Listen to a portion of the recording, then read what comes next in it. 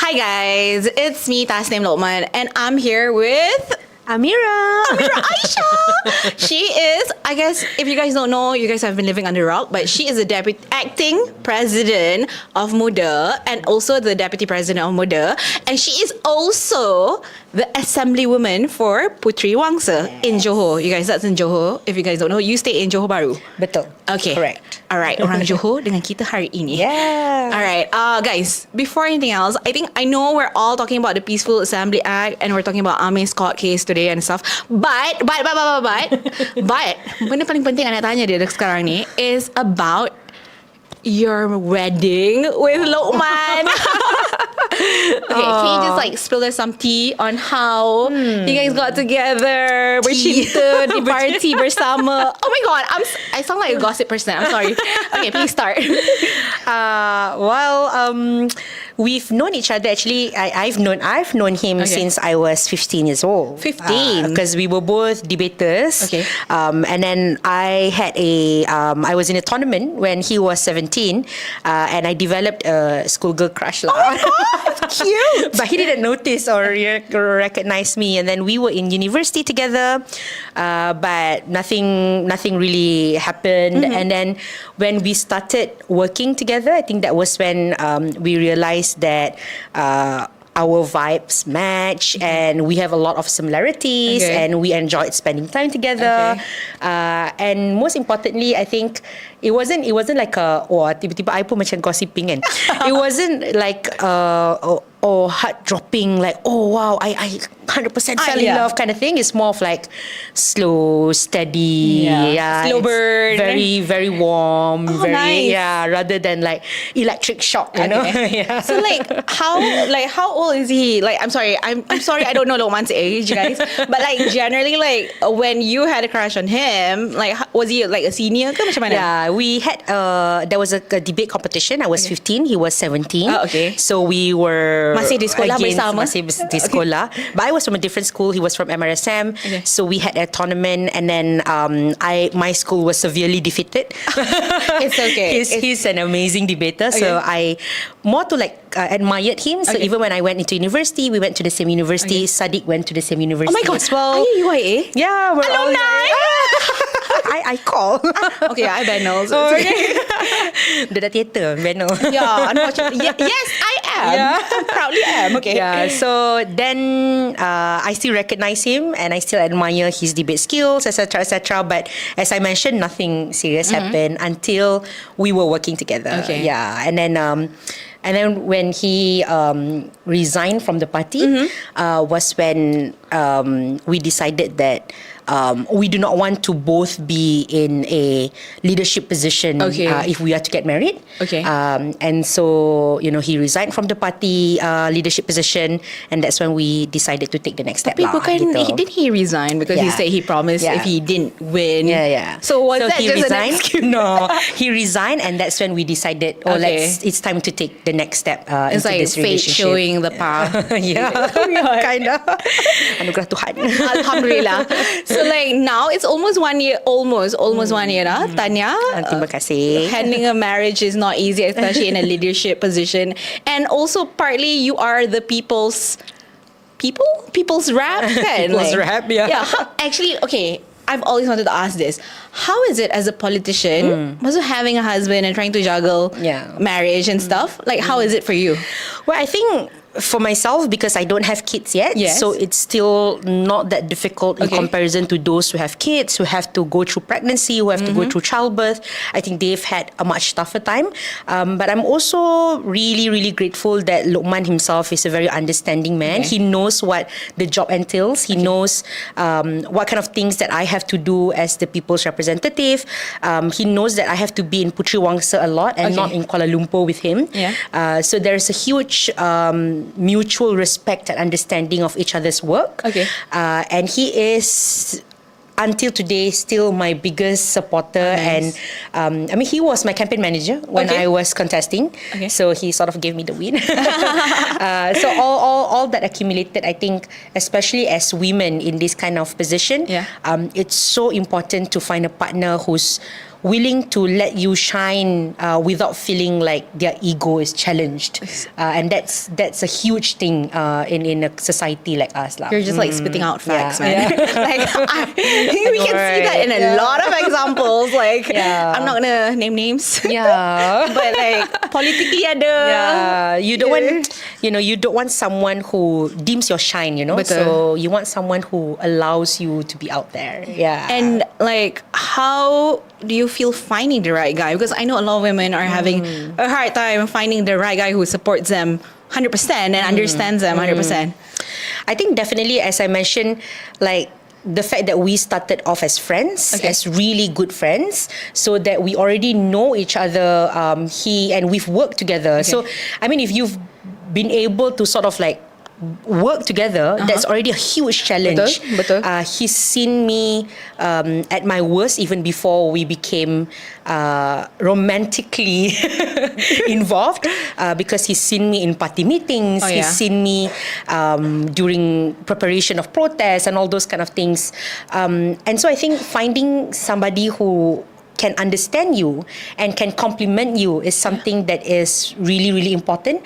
To not be carried away by like excitement of like the sometimes there's this like macam temporary butterflies in the stomach kind of thing. To not be carried away by that, but understand what do you need in your life, and how can your partner help you to go through with that, and also how you can help your partner with what he wants in his life. It sounds like a typical marriage, but extra. And someone who can like, I think you jangan buka Twitter dulu kot sebab sebab hari ni macam banyak attack.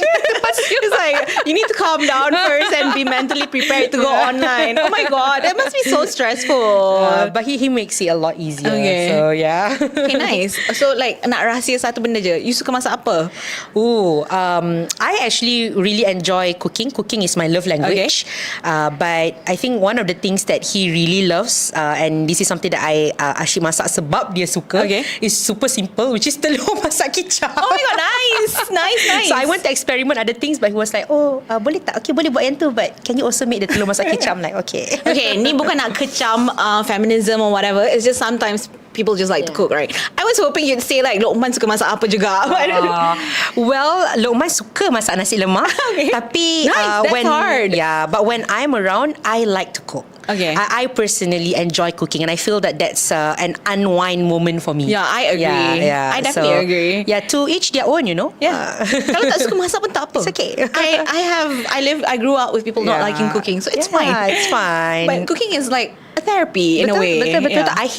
I hate cleaning up. Yeah, oh my God. God. So he does that. I hate doing laundry. He does that. Blessed. Yeah, I just like cooking. Nice. Yeah, actually, cooking is like your experiment, Yeah. Okay, so thank you so much for giving an insight on your life, kan?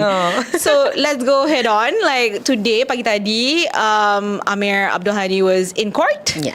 Peaceful Assembly Act. Yeah. What happened? Okay, you know what? Like, I somewhat understand, but it's super detailed because there's like parts of it and stuff, and what caused it, and blah blah blah blah. And I'm pretty sure a lot of people want to understand it in in their own language as well. Yeah. Untuk orang muda, especially.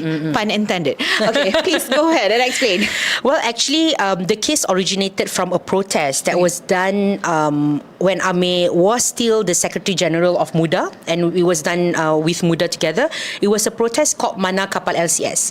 So if you guys remember the protest, it was to question the government of what happens to the 9 billion ringgit cost of literal combat ship that was supposed to be delivered, but that only satu kapal siap and the rest kapal tak siap. Betul. So the question that we asked is Mana Kapal LCS. So the protest was done in front of Sogo, and then after that, 2 people were actually charged for the protest, and that was Amir Hadi and also Mandip Singh. Mandip Singh. And these 2 people were charged for organizing the protest. So already from the beginning, we were really angry with the charge itself, because we were there peacefully assembling and questioning about Kapal LCS. And this is not a small issue. This is about billions of ringgits of people's money. And it's about more the than country's... one MDB, kan? Yeah, and No, it's not. It's not. It's not. But it's. I mean, it's quite equivalent because it's about country security. Yes, right. It's about exactly. country security because you're saying that this LCS is supposed to protect the country, but it's not there. But no kinds of investigation has been done towards the people that we questioned. But then charges were being made against Amir and Mandip, who questioned the kapal LCS. So that's number one. Number two, when he was being charged, it was charged under a Peaceful Assembly Act ataupun dalam bahasa Melayu Akta Perhimpunan Aman, specifically under this Section 9, where Section 9 ni dia menyatakan bahawa so if you want to organise a protest, you have to submit a notice at least 5 days before the protest was being done. And so that was the charge that was made against him. But a couple of things happened that we were really unhappy. Number one was the fact that the actual perpetrators of kapal LCS were not being questioned. One of them that we questioned during the protest is already the Deputy Prime Minister today. So that's one. Number two is that in the midst of the charges, the charge against Mandip was dropped. Okay. After Pakatan Harapan got into power, Mandip is from DAP and the charge against him was dropped.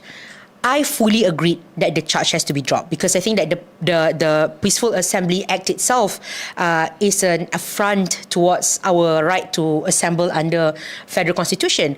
But the question was that why is it that the charge against Mandip was dropped but the charge against Amir was not dropped? Okay. So when the case wasn't dropped, then Amir himself made an dalam mahkamah ni kita boleh buat macam there's this proceeding where he can cabar the integrity of the section itself lah. So what happened in the federal court today was because Amir and his team of lawyers they challenged the legality of Section 9. Okay. Because ni sebagai saya pun alhamdulillah habis belajar undang-undang. So I can speak a little about this. Okay. So we have the highest law, which is the Federal Constitution, right? So dalam Federal Constitution kita ada hak-hak rakyat, which is our enshrined rights of the people. One of them is the right to peacefully assemble. Yes. And that is clear-cut in the Federal Constitution. So since Federal Constitution is the highest law, any law that was enacted that is ultra-virus or that is not aligned with the Federal Constitution is actually unconstitutional and should not be used at all. So we question, Amir and also his lawyers question that Section 9 is ultra-virus or contradicting to Federal Constitution. Maknanya is unconstitutional and shouldn't be used. So after 3 years of battling in court, alhamdulillah, this morning, Mahkamah Persekutuan, which is the apex court, Mahkamah Persekutuan ni mahkamah paling tinggi, under the lead of Yang Amat Arif Tengku Maimun, and I am so happy that because today is her last day to be able to see that judgment. They decided that Amir's appeal is right, and that Section 9 is indeed is not aligned with the Federal Constitution or is unconstitutional. And maknanya lepas ni Section 9(5) tidak boleh digunakan lagi. So it has to be taken out from the Peaceful Assembly Act because the court says that it is unconstitutional. So that's insane. That's like a major milestone. That's a huge milestone. So that's a win not just for Amir, not just for Muda, but it's a huge milestone for all Malaysians. The rakyat who wants to at least to assemble, to execute your right, to state your feelings towards a certain thing. Exactly. That's like super cool. Betul. That's cool. That's cool, guys. I am so immensely proud of Amir for going through, because going through a court process is not easy, and him going through it for the sake of all of us is something that I am extremely proud of. That's amazing. Congratulations, guys. So that's a win-win. That's a double win. This 5 days, 6 days as well with Saddiq punya case. So like it's sorry, Amir stepped down as Secgen a few days ago. So now with this win, I'm not asking you on behalf of Amir, but in general, where is Muda had it with Saddiq, with Ame, semua we're moving into Muda punya leadership now. Yeah. So, and you yourself. Yeah. So where are we going? Yeah. Not me, you guys. Boleh sign Ali kalian. Don't do that. Don't do that. Well, right after Saddiq's court case, we had a leadership meeting. Okay. And we have made the offer to him privately and also publicly for him to be reinstated as our president. Because in 2023, when he was convicted in High Court, he was the one who insisted to step aside from the position of president. For me and for the rest of Muda, we felt that we still believe in his innocence, but he said that he wants to clear his name before he can hold any position at all in a political party. So we allowed him that transition. And that is also the reason why at that point, they wanted me to immediately assume the position of president. But I mentioned that because he just wants to step aside and clear his name, we shouldn't replace the position of president. So after he won his court case, I made the offer to him. We've all made the offer, and the whole party, especially the leadership, we've stated the reasons as to why we still believe in him and why we still need him as the party president. And we are now allowing Saddiq some time because he requested for some time to think about the offer, and that he wants some downtime. I can 100% empathize that this has been a very tough time for him for the past 5 years, not just for him but for his family members, and he needs time to think about that offer, so we're giving him that time. But however, Muda continues as usual. Definitely we would love, and we're definitely going to be stronger with Saddiq as the president, but Muda is not short of any talented individuals. We have a lot of amazing people in our party, and I'm sure that regardless of whatever's transition, Saddiq coming back as president or wanting to wait for party election, and the transition from Ame to Aini as Secretary General, none of that will really change the direction of the party, because at the end of the day, we've all worked as one team, and the vision for Muda and for Malaysia is still the same. Okay. Yeah. All right. Since you talked about Muda's vision, I want to know, what is Muda's vision and mission now? Because I remember you said for the past few years, you guys are sitting back to the drawing board, nak ada, a direct pathway semua. So what is it now? Yeah. Well, in terms of vision, it's still very clear for us is that what Muda wants to fight for is we upheld the democracy social. That is our ideology of Muda, where what we want is a Malaysia where everyone, regardless of their age, regardless of their gender, regardless of their race, regardless of their religion, will be able to live in a dignified Malaysia where they be able to get freedom, get justice, and also get solidarity. This is the three main pillars of social democracy that Muda is championing. And this remains our vision for Muda, and that's the reason why any kinds of policies that we are fighting for is supporting the ideology that we have.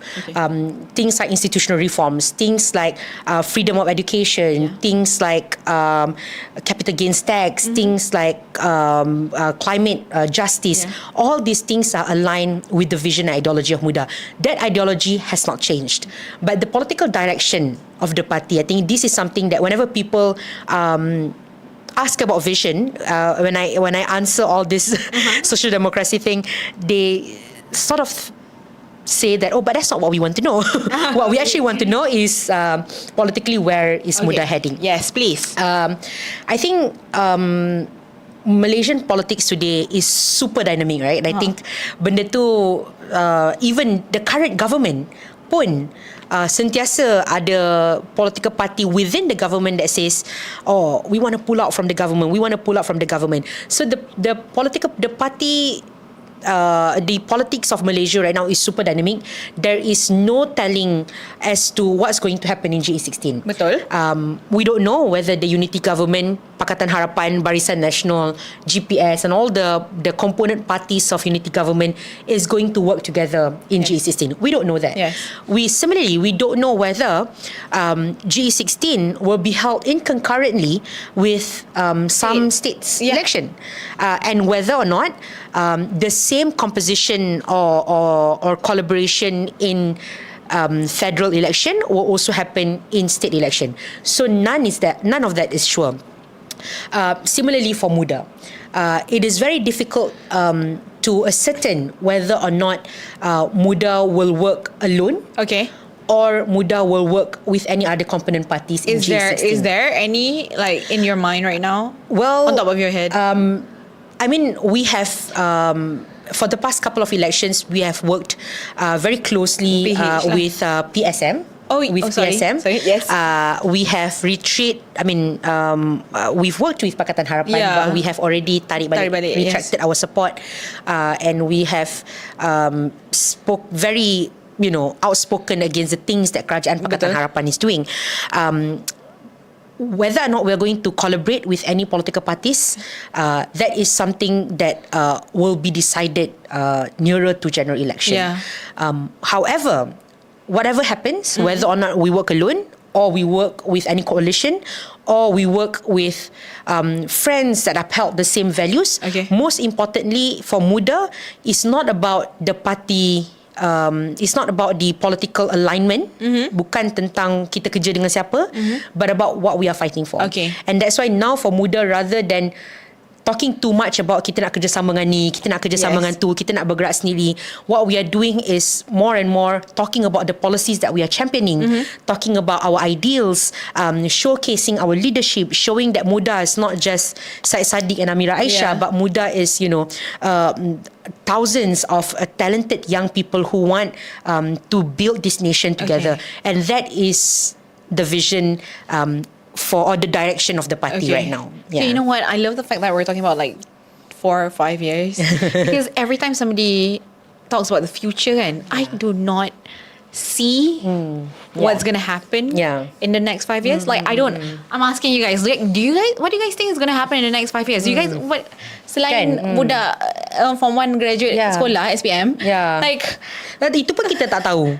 Like, exactly. What's going to happen to them? Masuk universiti tak? We thought, we thought that PMR would be there and the PT3 and then everything is changed, like, do you have like politically like where do you see yourself in the next 5 years? Well, don't go too far lah. GE16. Definitely I would want to be able to run in an election. And definitely for Muda especially, we want to ensure that there will be more member of parliaments from Muda in the parliament. And I would be more than honoured and happy if I'm given the chance and the trust by the party to run for parliament. And that is something that I wish to do in G16. However, as I've mentioned, more importantly than just what I want for myself, I want to be able to showcase the talents that we have in Muda.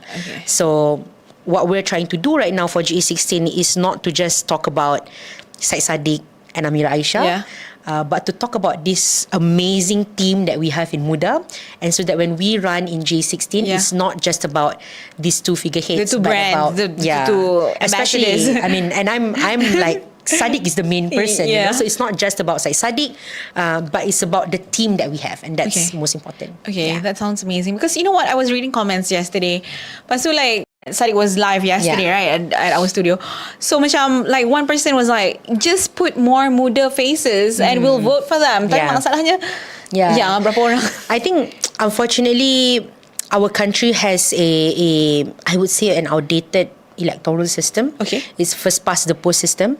And a lot of CSOs have talked about how this system has to be revisited, because first past the post is really not helpful to any new parties at all.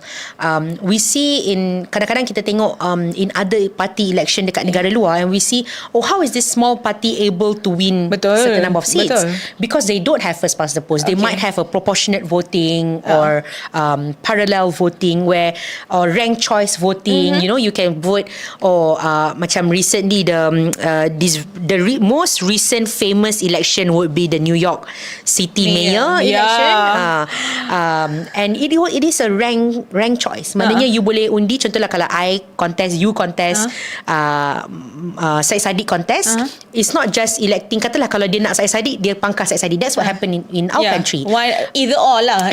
You cannot choose other people. But in New York, in countries that practice rank choice, dia boleh 1, 2, 3. So anyone has a chance. Or proportionate voting, where you can vote, macam Thailand, you can vote party list, individual list. So there are multiple system that is deemed more democratic. Again, that is something that we've been calling over and over again.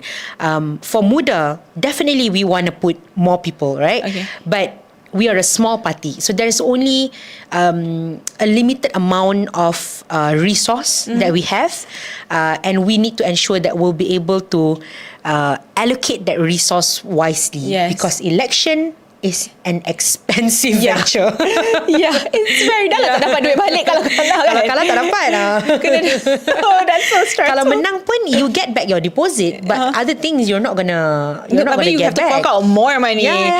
Actually, this is okay, I have to touch on it, okay? Like, because we're doing some research on sustainability for influencers, content creators online tau. And we've seen this trend where you guys, Saddiq tak dapat funding untuk Muar kan. So what he's doing is he's doing side jobs, side hustles to get the money for the kawasan. So macam, is there a sudden trend where like, politicians pun kena jadi influencers sebab nak dapat duit untuk fund, because like, you're not getting the right amount? Well, actually, that unfortunately that has been the practice. That has been the practice. Cuma not all of us have the talent or the looks to be influencers or the partners. So some politicians, actually many politicians who have been in opposition parties, have to juggle multiple work. Like for myself, I myself have to figure out how to pay my staff beyond the funding that I get. Contohnya dalam kawasan I, Saddiq in Muar, he has 80,000 voters. My constituency, I have 120,000 voters. Oh my God, you have more than... Definitely. My state seat is bigger than a lot of parliamentary seats. Oh my God. So that's why we also called for, relook at this constituency redelineation. But the amount that I receive is only 200,000 ringgit per year, which is the same as an Adun that has 18,000 voters, for example. So that's not fair, right? And 200,000, orang tak tahu you dapat berapa. So they come and request a lot of things. But at the same time, you need to pay your staff. You want a functioning office. And you want to be able to pay them a dignified amount of money to compensate the work that they have done. Because the sacrifice, kerja tu tak mudah. You get calls at 2 or 3 a.m. And we do this willingly because this is what we want to do. But at the same time, they have to be properly compensated. So I have to use my own gaji to bayar some of my staff and figure out other ways to fund my office. And this is not just me. This is many other politicians out there. Saddiq has always been very creative in the way that he fundraised. And definitely, I think a lot of us look at that, at least for me, and I know that the younger ones, the younger politicians, look at that as something that is very inspiring. And we do wish that we have the capacity to do that. But again, as I've mentioned, not all of us have talents to be influencers. Tapi kalau ada yang nak jadikan saya, boleh tolong call. Available. Saya rela for the constituency. But benda ni memang sangat tak adil, and I think what we are very angry about with Saddiq's situation is that the allocation has been used as saya selalu sebut benda ni lah, the allocation has been used as tebusan politik. If you want your allocation, you support us, and that is not fair. Yeah. Not to us. For us, for the politicians, rakyat. we still get our gaji. Yeah. Jadi apa pun gaji kita dapat. But this allocation is to the people. It's Yeah. not to us. Yeah. Yeah, to the rakyat, right? And Yeah. it's so ironic. Like, it's... Okay. Yeah. There's a long history of that, but like we all understand and we all know. So macam Anyway, unfortunate. kalau nak saya jadi ambassador apa-apa untuk tolong kucing wangsa, Silakan. boleh contact. Just DM, slide into her DMs, guys. She will reply you. Yeah. Or like Ami will reply you. Adam. Luqman will reply you guys. Okay. Benda paling penting sekarang, I want to talk to you about Azam Baki. Tan Sri Azam Baki. MECC Commissioner. You're being investigated for the protest against him, right? Yes. Is it Yes. was specifically on him? Well, the protest was specifically About MECC. about him. About him. Yeah, Okay. yeah. Okay. Cerita kat semua orang kenapa Yeah. you pergi protes pasal dia? Actually, the protest against Azam Baki is not new. Okay. I've been in this protest, the same protest, but masa tu kita panggil Undo Azam Baki, and that was organised by a coalition of young people. Okay. In 2022. Okay. And during that protest, it was because there was an alleged, a very strong allegations that Azam Baki holds shares. Yes. Which, as a commissioner of MECC, he should not be able to hold shares. However, nothing was really being done to show that the investigation against Azam Baki was fair, was transparent, or that it is being done by a party that has no biasness towards Azam Baki. And so it is very unacceptable that the highest body that governs corruption, that fights against corruption, has somebody who has been alleged to be corrupted. Yeah. Leading the MECC. So that is something that is super unacceptable. So we've had that protest in 2022. I've been investigated. But the recent protest was organised again by a group of young people, very brave young people who have staged a lot of protests against corruption. Okay. But during that protest, I spoke about a couple of things. Number one, I spoke about how it's not just ironic that Azam Baki has not been properly investigated. It's super ironic the fact that Kerajaan Pakatan Harapan was with us multiple times fighting against Azam Baki when they were in opposition, but now that they are in government, they've renewed Azam Baki's contract twice. Dah 2 kali Azam Baki punya contract renewed. Okay. So that's the first thing that I question. I felt that that's a huge hypocrisy. Yeah. And it's a huge disrespect to the people who voted for you, thinking that you will fight against this. Number one. Number two, I question about adun-adun Sabah. Okay. Because initially they said that they cannot charge this adun because video-video itu ada edited. Okay. So they cannot use that as an evidence. But unedited versions of the videos have been submitted. Okay. Yes. And at that point of time, they haven't charged any of the adun Sabah anyway.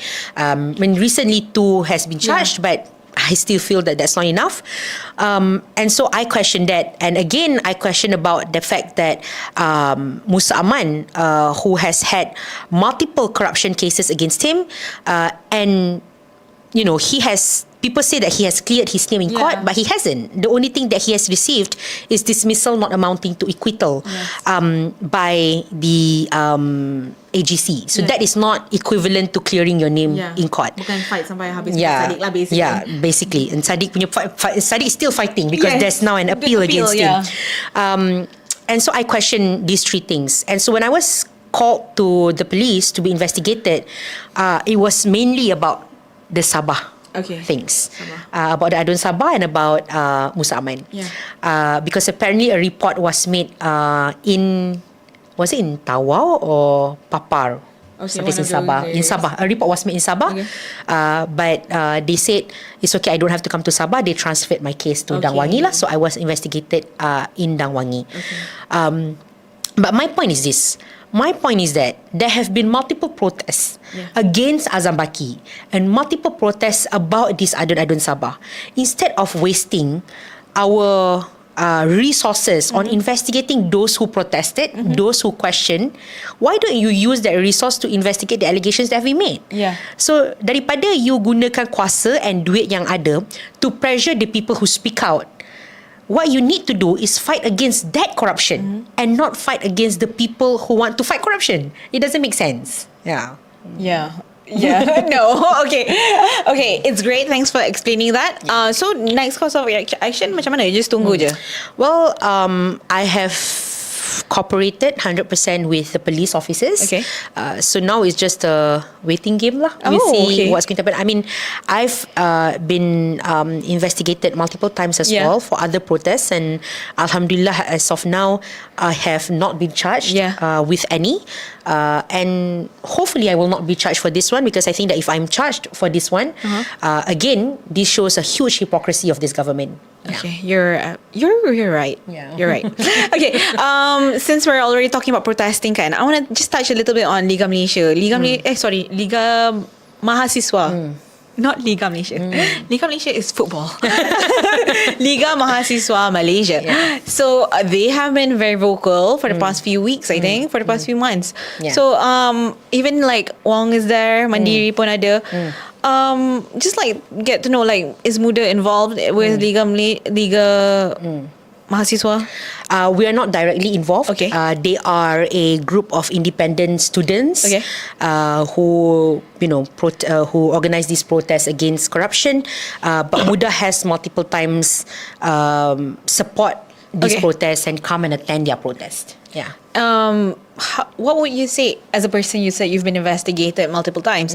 What is your advice for these young people? Because banyak orang dah macam, I think like the pressure is much more because people are so much more critical now on social media. Like semua benda attack, even like budak cakap, lepas tu upload kat video pun extra harassment. Not even just them, their families are harassed. So what's your advice for the future generations? First and foremost is my advice to the people of Malaysia who've been attacking these young people.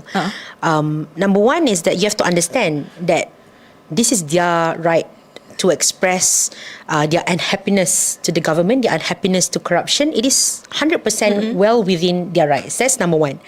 Number two is that you can disagree with what they do, right? That is everyone's right. Whether you agree or you disagree, you can do that. But, be mindful and respectful with the way that you disagree with things. That's number one. Number two. And number three is that to remind everyone, especially Malaysians, that even before independence, protests has been existing in Malaysia even before independence. Yeah.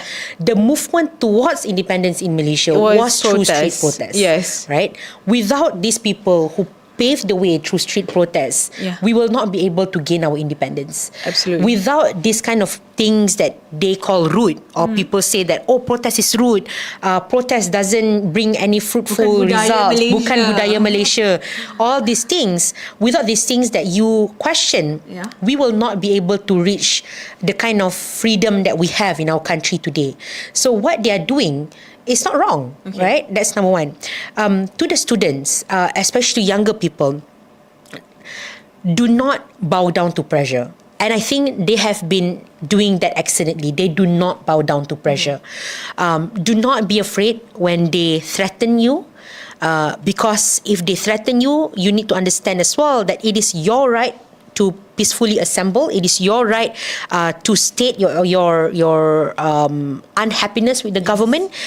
Everything is within your right, and your bravery in fighting against corruption will give birth to more braveries out there. There might be people who are loud, rejecting what they are doing, but there are also a lot of people who are inspired by what you are doing. People who watch your videos or watch your photos or watch your speeches and think about, hey, one day I want to do that too, and say that if they can do this, I can do that too. Because that was me when I was young.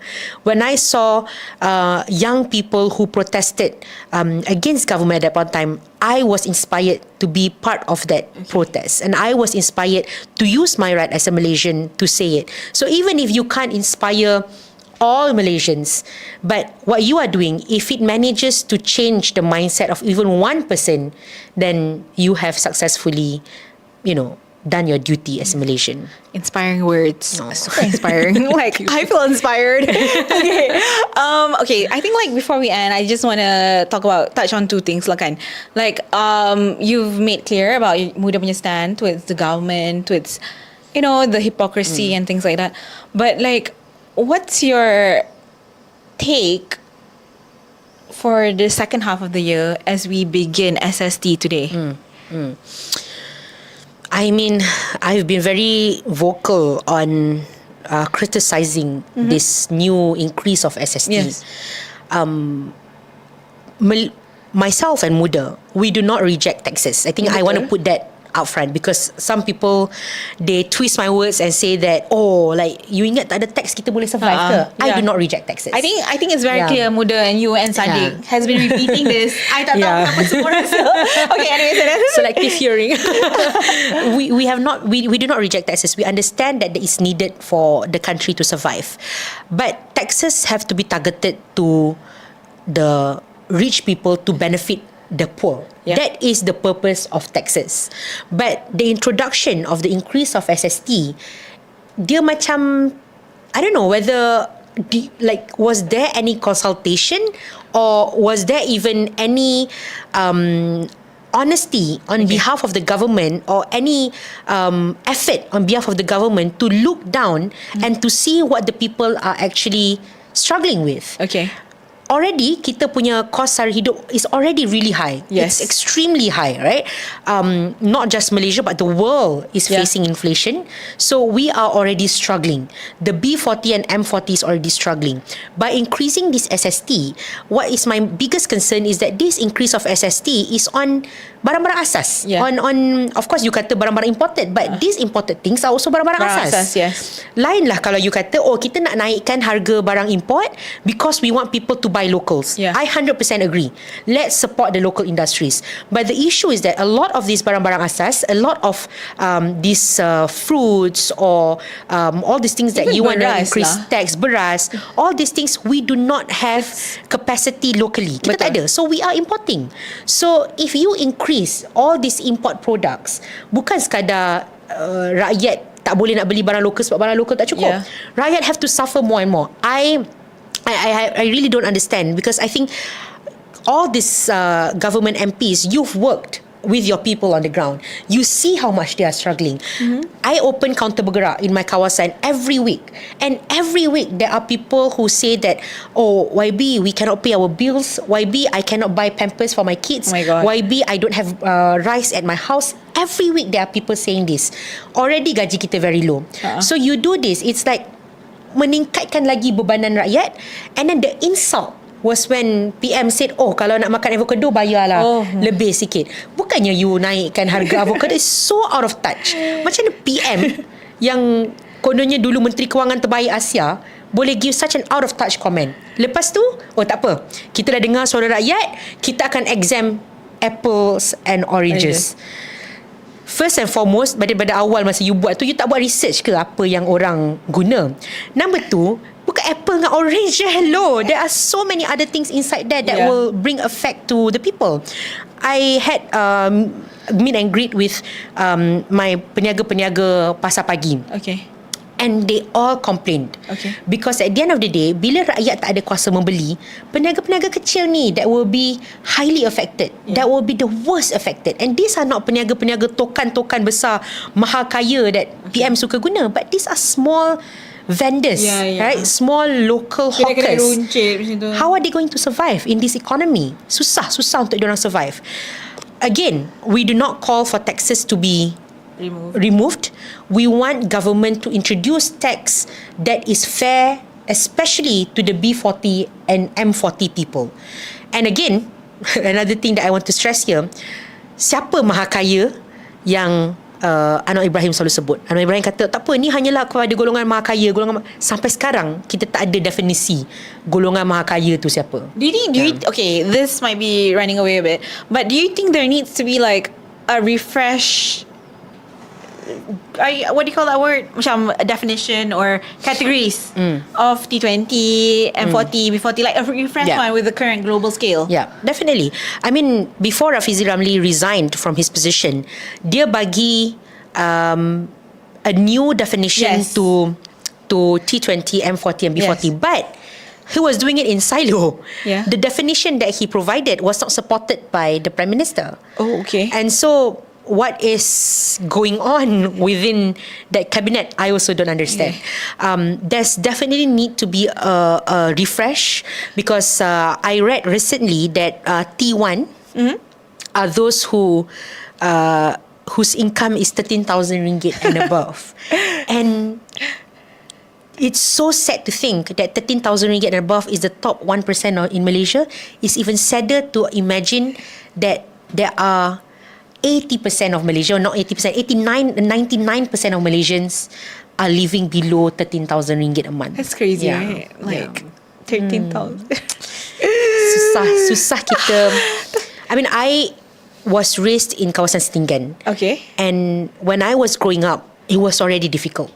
Right? The people around me is already struggling to make ends meet. Okay.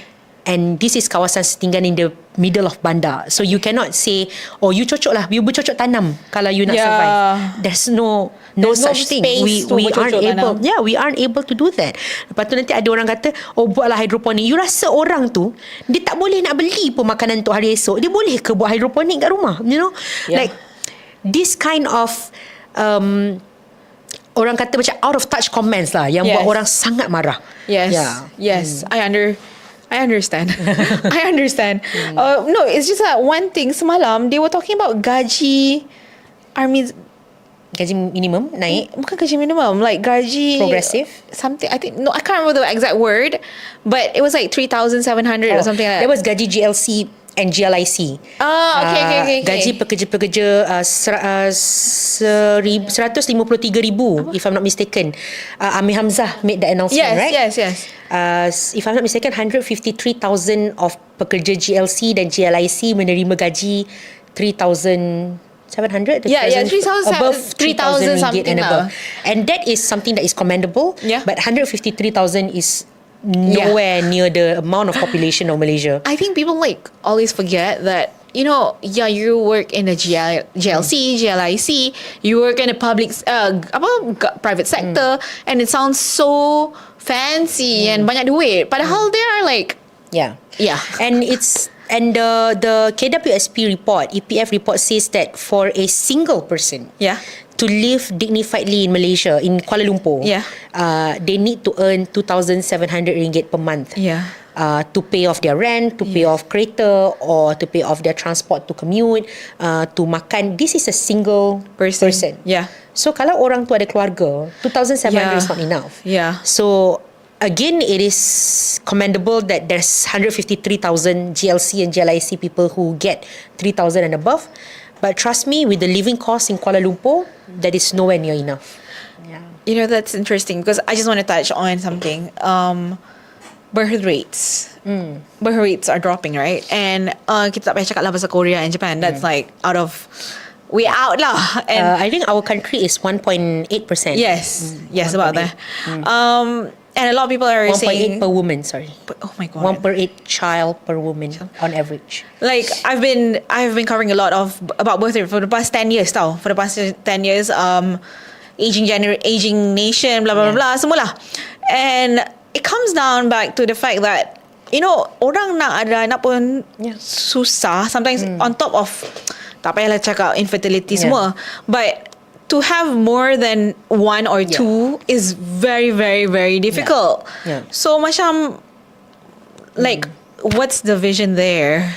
What's your take there? Most of my friends my age who are married, they do not want to have kids more than 2. Because even having one is a struggle. Especially when most of our generation lives in KL, kan? Sebab, I mean, this is where you want to get good gaji, right? So most of them live here. You know, I was invited to Qatar last year to speak about fertility and birth rate issues. And on the panel with me were people from the African nations. There were some panelists from the African nations. I think it was from Zimbabwe, because African nations have the best fertility rate. Yes. And there was also somebody from Korea. Oh, wow. Yeah. Okay. Because they have the worst. Yeah. Right? And we were debating whether or not financial incentives or cultural shift Okay. is more important Okay. when you talk about birth rate. I am of the opinion, and I'm a strong advocate for this, that of course you can talk about culture shift, but even if the culture shifted back to the place, to the days where orang beranak 7, 8, 10 anak. even if the culture shifted there, but if there's no financial support for the parents to have more than 1 or 2 children, we will not be able to do that, because at the end of the day, we're not just talking about makan, minum, baby baru lahir. Yeah. Because the cost is about, okay, lepas tu dia nak pergi sekolah.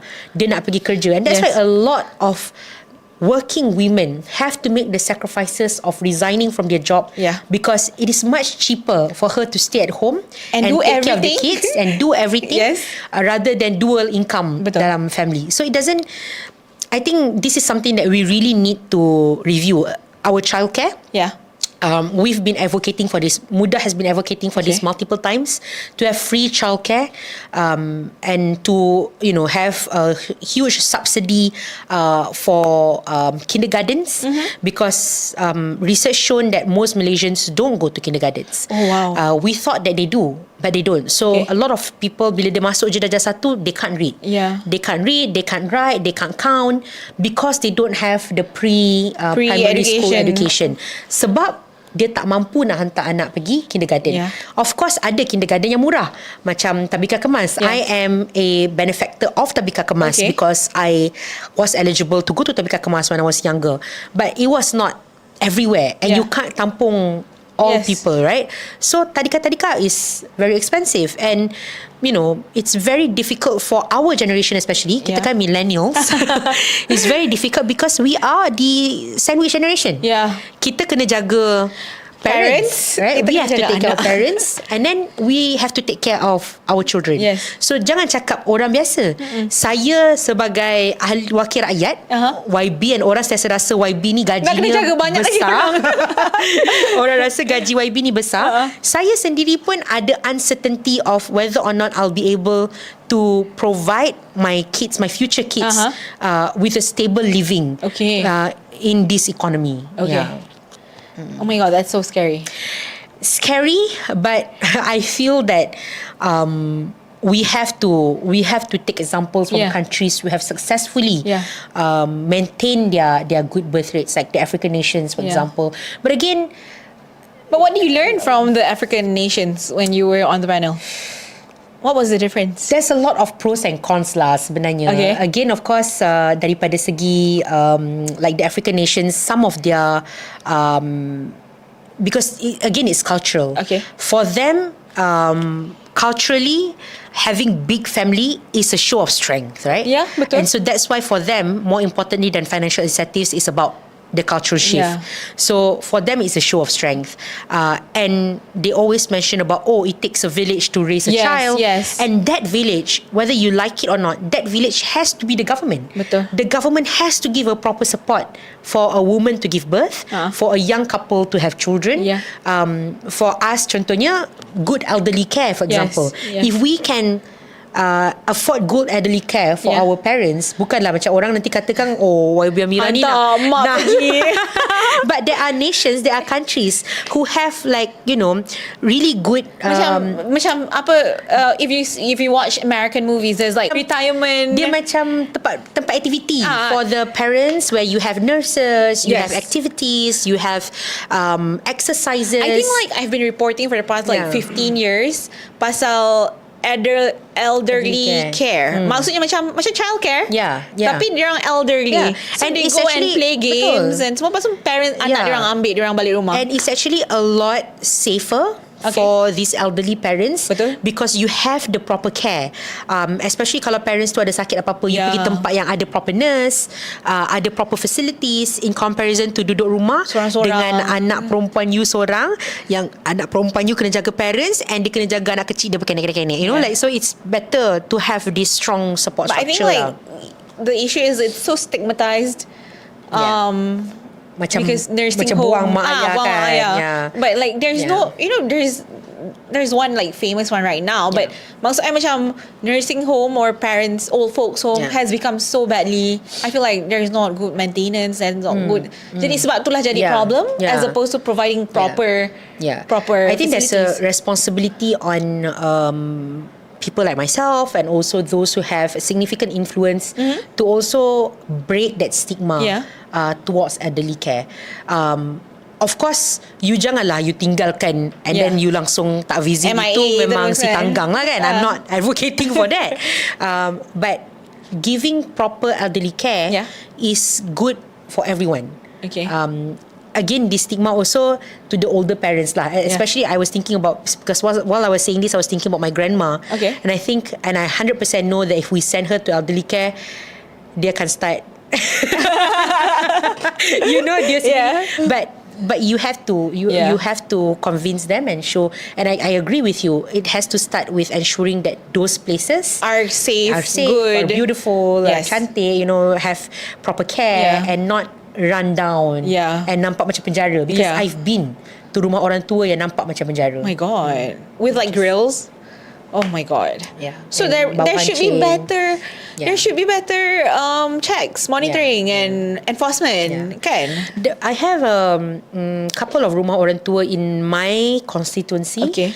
But they are run by independent NGOs, and I can say that they are very, very well run. Okay. And these elderlies, if you ask them, they do not want to go back. Okay. They are happy. They are happy there because they're kawan. People like-minded, same pace. Kalau dia kata balik rumah anak selalu tak ada kerja, so better dia duduk sini. Betul. So if you make it nice, I think it's Okay. All right. I think like we're done with the conversation. I love that we've been talking about youth rebellion and we've been talking about real stuff here. I hope you enjoy your time here. I really love it. I feel like macam we managed to cover a lot of things. Yes. So I'm so grateful and thank you so much. You've been an amazing host. Okay, all right. Thank you so much, Amira. Thank you. Semoga berjaya lagi in the next round of things. All right. I hope you're cleared as well. Okay. All right. See you guys. Make sure to follow Sinar Daily. Okay. Follow Sinar Daily. Okay. Bye.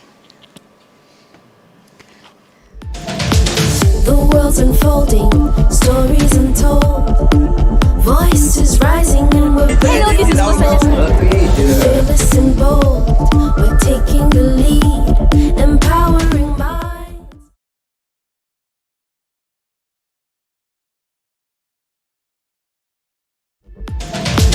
The world's unfolding, stories untold, voices rising and we're Hello, this is Muda. fearless and bold. We're taking the lead, empowering minds.